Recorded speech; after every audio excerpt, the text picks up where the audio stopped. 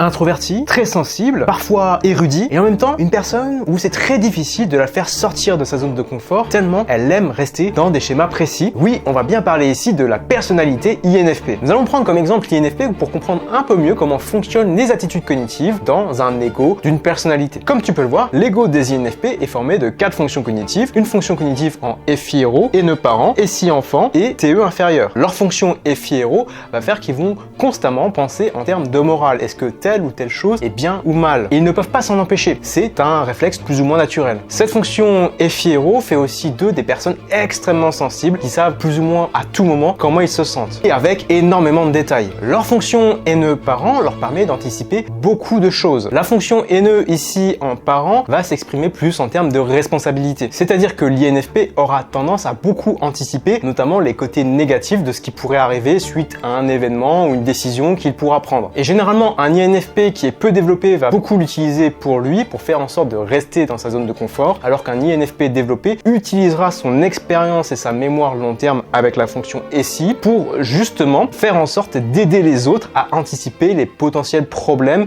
et les aider dans leur vie. Justement, parlons de la fonction SI enfant. Cette fonction SI enfant représente la mémoire long terme. Et vu qu'elle est tout de même en 3e fonction dans l'ego de l'INFP, ça veut dire que l'INFP aura tendance à vraiment se rappeler beaucoup de choses sur le très long terme, ce qui n'est pas vraiment le cas sur le court terme, où justement le fait qu'ils aient pas de SE va faire en sorte qu'ils vont plutôt être absents et un peu rêveurs. Et si enfant fait aussi que l'INFP recherche tout le temps du confort. Si une situation a pour conséquence qui fait qu'il ne se sent pas bien, eh bien il va essayer d'aller vers plus de confort, car il va anticiper que s'il suit cette situation et qu'il s'engouffre dedans, eh bien ça va pas trop bien se passer pour lui et il va passer un mauvais moment. Et donc oui, c'est très difficile pour l'entourage des INFP de les faire sortir de leur zone de confort. Enfin, fonction inférieure qui représente les principales peurs de la personnalité, eh bien ici on a TE, ça veut dire que les INFP auront vraiment peur du regard des autres et de la pensée des autres. Donc pour combler cette peur, généralement l'INFP va souvent chasser les diplômes, chasser les titres, afin d'apparaître comme étant une bonne personne et afin d'avoir un bon statut social. Et donc du coup, d'avoir des pensées plutôt positives envers lui de la part des autres. Bon, avec cette vidéo, on a simplement effleuré la personnalité de l'INFP. Et j'espère que comme ça, tu vois l'intérêt en fait de comprendre les fonctions cognitives et surtout les attitudes cognitives, c'est-à-dire quels sont les placements des fonctions